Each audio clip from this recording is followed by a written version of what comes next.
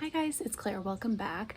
Today I am coming at you with another little reading vlog. I am home in Wisconsin for the next couple of weeks to be in a friend's wedding next weekend and also to just kind of hang out and spend some time with my parents. It has definitely been quite buggy and muggy, which I honestly don't mind. I feel like it's really put me in a very summery mood. And so because of that, over the next couple of weeks, I thought I would try and dip into some lighter, sweeter, summery kinds of books. And so I have a few of those lined up. The first one being One Last Stop by McQuiston, which is their highly anticipated follow-up to Red, White, and Royal Blue, which I loved. This book follows a girl named August who has just moved to Brooklyn in the present day, and she meets a girl named Jane on the Q train, who I believe is stuck in a kind of time warp and is originally from the 1970s. So I think part of the book is trying to get her out of that. And then one of the other books that I have on my stack is People We Meet on Vacation by Emily Henry, who is the author of Beach Read, which was obviously a hugely popular romance slash women's fiction book from last year. I read Beach Read and I liked it. I feel like it was one of those books that I was always eager to pick up while I was reading it, but then once I was done with it, I didn't think a whole lot about those characters or that story. I think in part because I found the characters equally charming and annoying. So I am a little bit skeptical going into People We Meet on Vacation, especially because I've seen a lot of people on Goodreads saying that it is not as good as Beach Read, or that they didn't like it as much as Beach Read, which I don't think bodes especially well for me as someone who liked but didn't love Beach Read. But it also seems like kind of just a good, light, quick summer read, so I'm gonna check that out. And then the last book that I'm hoping to get to while I'm home is Act Your Age, Eve Brown by Talia Hibbert. I've been meaning to read a Talia Hibbert book for a really long time. I feel like I've gotten Get a Life Chloe Brown out of the library like 4 different times and have never made it past the 10% mark before it's had to go back. But I've heard great things about all 3 of the books in this series, each one following a different sister. And I have had Act Your Age, Eve Brown on my Kindle via NetGalley for a while, and so I thought that now would be a good time to finally dip into that and see what all the Talia Hibbert hype is about. What I do remember from that very beginning of Get a Life Chloe Brown is that her writing does have a very kind of British, sarcastic, rom-com banter kind of quality to it, so I'm looking forward to that. And yeah, other than that, when I'm home, I feel like I mostly just kind of bike around, bird watch, and hang out on the screen porch, because happiness is a screen porch in the summer, in my opinion. I am going to get started on some of these books today, and I will check in with you again soon.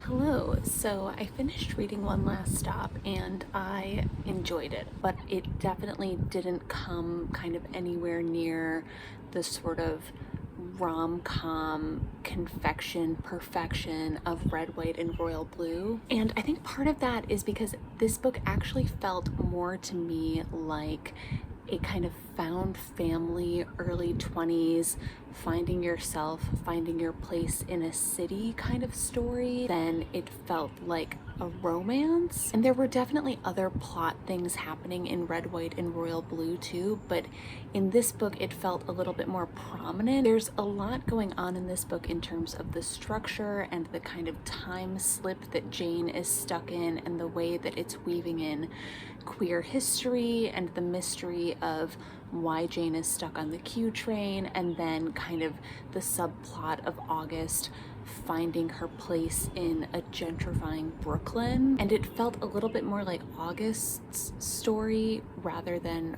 an August and Jane story. And I think that one of the other issues I had with this book, in terms of it not being quite a kind of knock it out of the park sort of romance, is the extent to which Jane is totally out of August's league, both in terms of on the page, Jane is just significantly cooler and more of a fun hang than August, but then also on a character level, Jane just had more going on and more to her character, and kind of more that I wanted to discover and learn about her than August. Which, like, even thinking back on it, I'm like, what is August's personality? She was a grouch who became somewhat less of a grouch, and she owns a pocket knife. That's it. That's about all she has going for her. So yeah, I completely understood why August was like head over heels for Jane. I understood less why Jane cared that much about August. Maybe, as my friend Libby said, August was really lucky that Jane's Tinder ratio was confined to the Q train. I do feel like even though the relationship between Jane and August wasn't fully clicking for me, I do think that Casey McQuiston is really good at creating these grand sweeping moments of true romance, and then also moments where all of these friends are just at a party and you do feel really transported by it, and you do feel this sense of family and community in a way that I did really enjoy. So I think that this is definitely a fun read. I will say, as a non-scientist kind of person, the explanation of the time slip whatnot that Jane is stuck in felt extremely suspect and dubious to me, and I can only imagine that people who know actual things about science and quantum mechanics or whatever will be even less satisfied by that. If you've read Red, White, and Royal Blue and One Last Stop, I would be really curious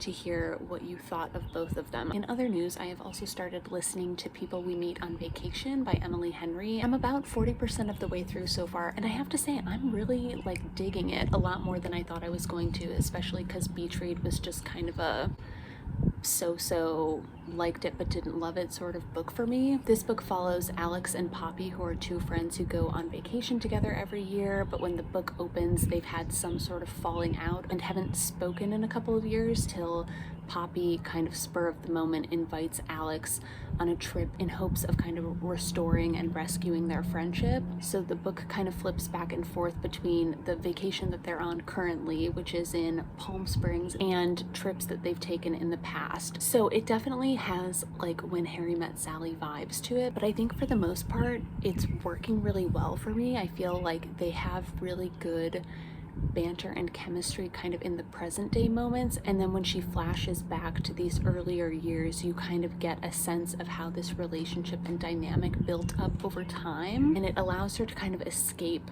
having to do a bunch of exposition to kind of get you set up and on board with the relationship that's happening in the present day. And I think that one of the main issues with the friends to lovers trope is that it often isn't believable that these two people haven't already gotten together. There's often all these people around them being like, you're so perfect for each other, and their reasons for not having gotten together aren't realistic. But I feel like so far in this book I am buying the fact that they both really care about each other but just don't think about each other in that way. With Poppy, for example, I do believe so far that she really like loves and cares about Alex in a kind of puppy dog, almost brotherly way. And then I think on top of that, there are also more realistic obstacles to them getting together, which is that they just have completely different life goals, where Poppy is living a kind of city girl influencer life in New York, and then Alex is a high school teacher in their small town in Ohio. So yeah, I'm enjoying it a lot so far. It's definitely become one of those books that I like want to pick up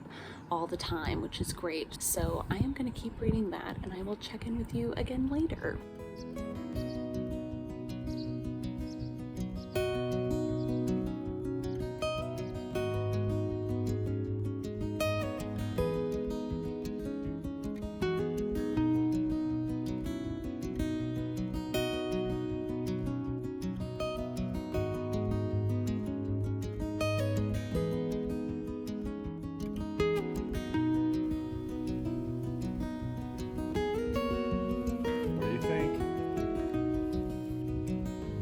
Looks like a maple leaf, but not a maple.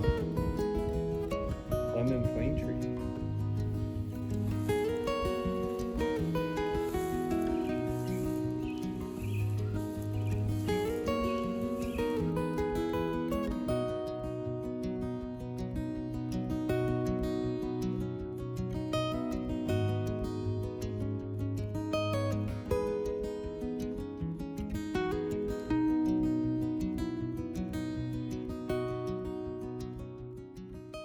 Hello, I wanted to check in because I finished reading People We Meet on Vacation and I loved that book. I was super charmed by it. I think that a lot of books and movies try to do the When Harry Met Sally thing, which I think is a lot more difficult than it looks. And I think that this book, at least in the kind of 24 hours since I finished reading it, does it really well. Like I said earlier, I think that the combination of the flashbacks with the present day scenes helps to kind of build up this sense of history and heft to the relationship that's at the center of the book. And yeah, I just think the kind of slow burn of it all really worked for me in this book. And I thought that it was genuinely really sweet and romantic. And like when they finally get together, you're just like, yes. It was definitely one of those books that I was really like eager to read whenever I had a down moment. And I kind of feel a little hole in my heart after having finished it now because of that. I do think that the flashbacks sometimes got a little bit confusing because sometimes in the present moment, Poppy will be thinking back to things that happened in the past, and then you're kind of like, wait, am I in a flashback or am I in present day? But yeah, I highly recommend this. I would be really curious for those of you who have read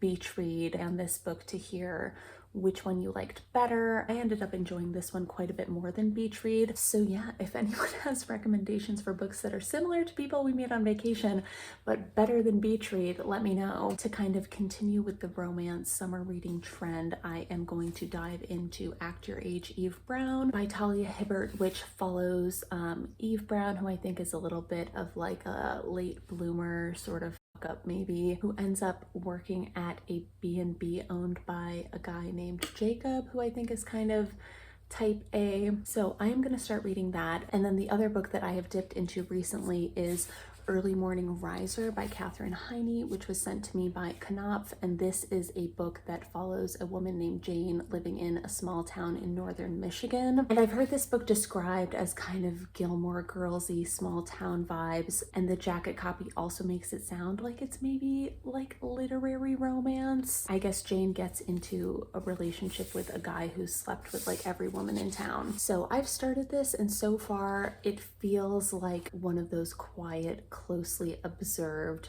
literary fiction novels, but it does feel like it has some of the quirk and some of the lightness of more general fiction that maybe takes itself a little bit less seriously. But yeah, I went to my oldest friend's wedding this past weekend and saw some people from my hometown who I have not seen in like 10 to 15 years. So that experience has kind of put me in the mood to read kind of small town fiction. This is also appropriately some upper Midwest fiction. So yeah, I don't really have any type of expectations for this book. It just feels a little bit like kind of easy breezy reading so far. And it does feel like that kind of slightly heightened small towny vibe to it, but at its core, a lot of it does ring true to me, so I'm enjoying that so far. So I am going to keep reading this. I'm going to start reading Act Your Age, Eve Brown, and I will check in with more updates in a little bit.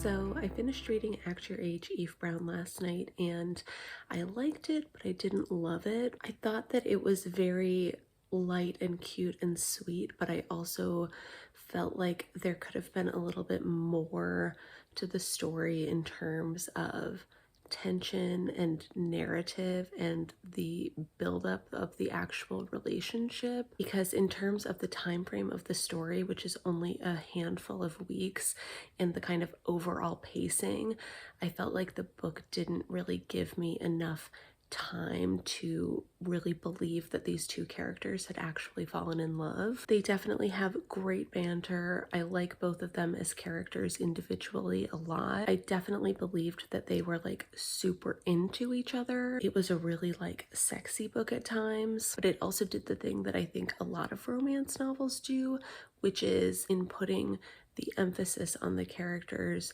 attraction to each other and the kind of lust factor. I feel like it then uses that attraction and lust to justify the characters suddenly being in love with each other, if that makes sense, without kind of further narrative justification. Because I definitely believe that Eve and Jacob would have fallen in love eventually. I feel like the foundation was laid, and I do feel like they make each other better as people, but I just needed more narrative buildup. And honestly, maybe it's just because their relationship was like too like mature, in the sense that there wasn't really any kind of like angst or tension really. And I also think that it's maybe because beyond the premise of Eve getting the job at Jacob's B&B, there isn't a whole lot of narrative structure holding the book up. Like, I feel like Talia Hibbert could have done a little bit more with the B&B premise, and also with this gingerbread contest that they're supposed to be competing in.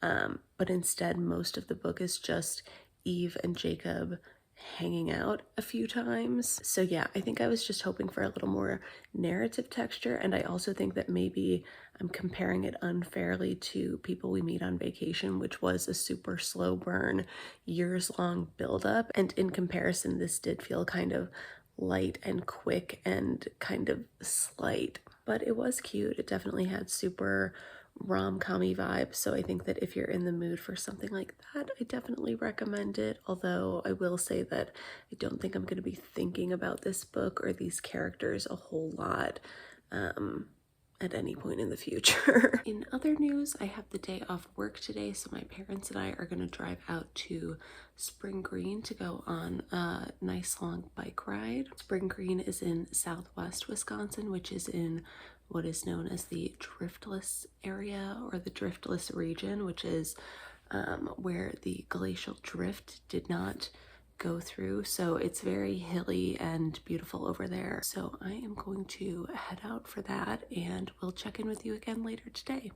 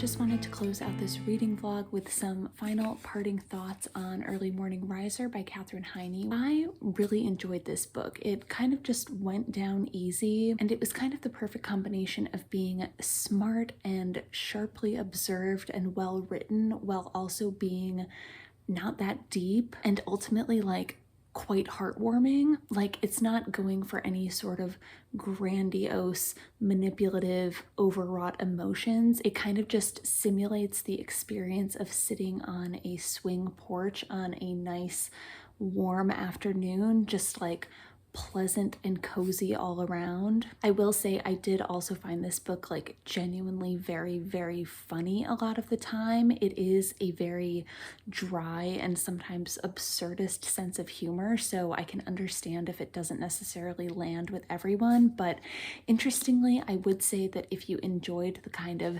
extremely dry, very observational humor of something like The Idiot by Elif Batuman, I think that you would also get on with the sense of humor here. And like I said earlier, I also really enjoyed the depiction of small town life in this book. I do think that it is a bit of a caricature, but I also think that it's a very loving caricature that also feels mostly rooted in truth. I do feel like most of the characters in this book reminded me of characters that you would run into in your hometown, people who you maybe hate or can't stand, or at least find a little bit grating or annoying, but who you also are bonded to and have an affection for through this kind of shared sort of history and sense of community that you just naturally have to have in a small town, even if it is a grudging kind of affection or sense of community. But yeah, I also really appreciated the way that this book captured all of the characters' kind of flaws and failings, and at times quite despicable thoughts or behaviors, while also capturing their moments of goodness and decency. I just really enjoyed this a lot. You know, it's kind of one of those understated reads where I don't feel like I'm going to be shouting from the rooftops for people to go and pick this up immediately, but I would definitely recommend it if you're in the mood for a kind of cozy small town read. And that brings my Wisconsin summer reading vlog to an end. Let me know what you've been reading so far this summer, and if you've been reading anything particularly beachy or breezy that you would recommend. As always, thanks so much for watching, and I'll see you next time. Bye!